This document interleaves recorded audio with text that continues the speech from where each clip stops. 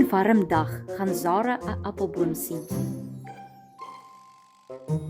Ten spyte van haar lang nek, gaan Zara nie lank genoeg wees om by die appels uit te kom nie. Sy gaan strek en strek, maar maak nie saak hoe hard sy gaan probeer nie, die appel gaan buite haar bereik bly. Zara gaan baie hartseer onder die boom gaan sit. Dit is dan dat Mazu, die leeuwelpie, agter die boom gaan verskyn. Hy gaan weet dat dit nie altyd gaan oor hoe lank jy is nie, maar oor hoe jy slim maniere kan vind om jou doel te bereik.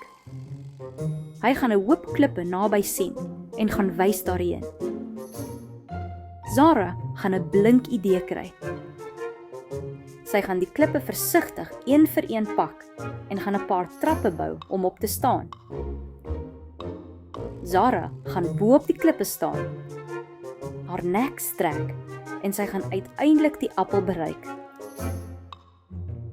Wanneer Zara 'n hap van die sappige appel vat, gaan sy die volgende les leer.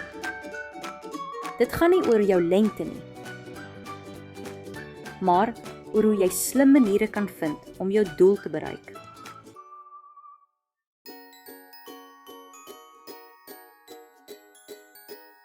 To watch more stories, just visit our YouTube channel. All stories are in the present, past and future tenses, also available in various languages. How great! Also, members of the Abuti Academy get access to workbooks and much more. Visit our website to find out more about all the language learning materials that we have to offer.